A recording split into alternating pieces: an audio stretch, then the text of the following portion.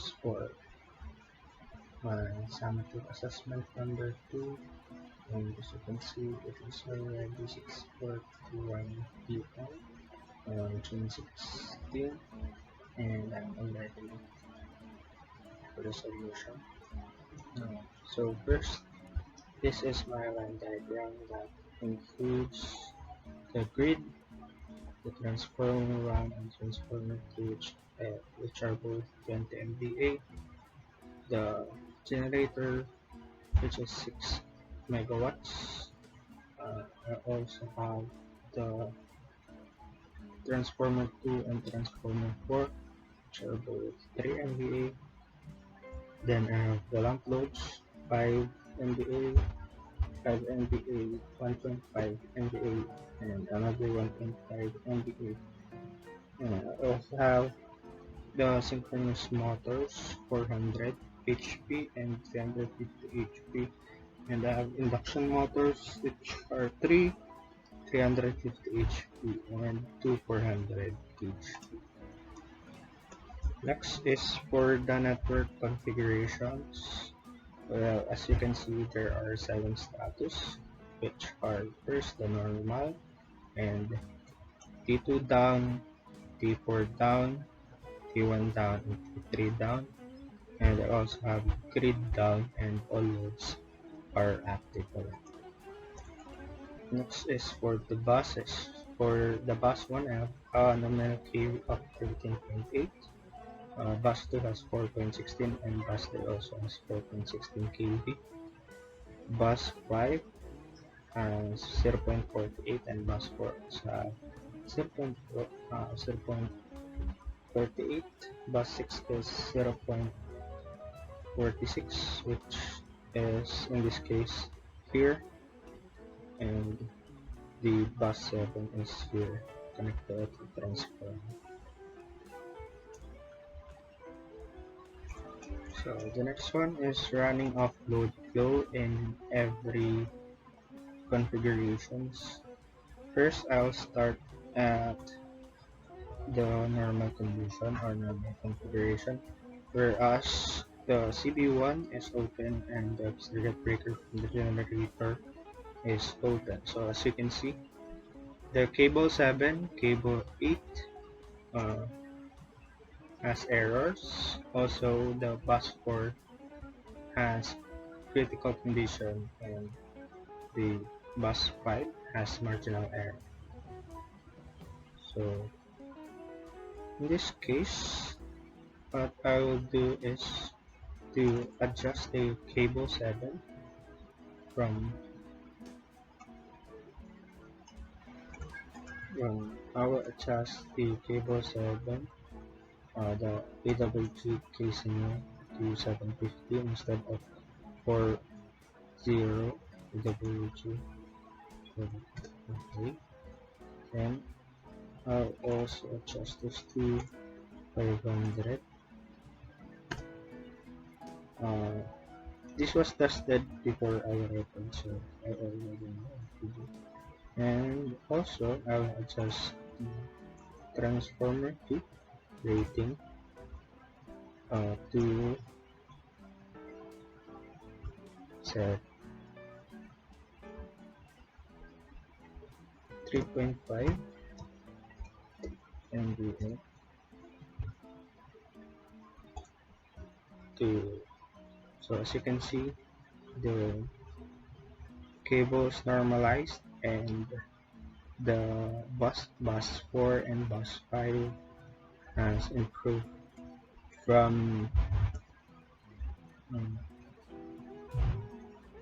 critical error to marginal error. The next simulation that I will do is when the T2 is done. So as you can see, there are critical error in the cable 8, transformer 4, bus 4, and bus 5, and there is a marginal error in the bus 3. So to improve this circuit, I will adjust for the transformer 4 from 3 MVA to 7 MVA.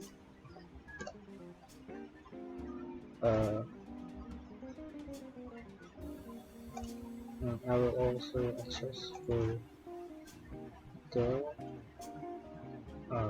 cross-sectional area of the wire, which from here I have one 3-phase conductor, then and I will change it from 1 to 4.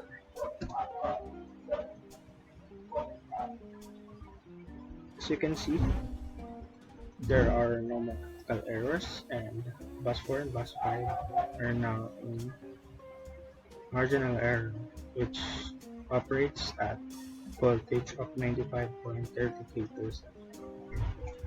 And so for the next one is for the occurrence of fault in the circuit breakers or critical areas.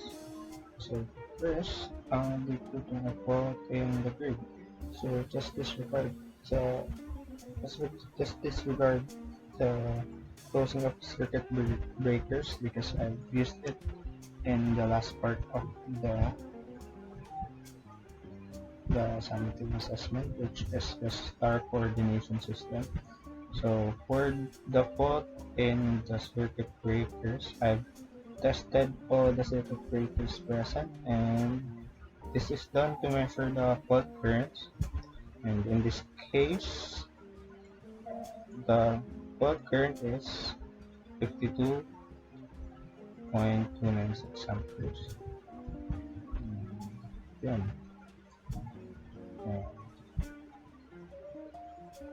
So yan.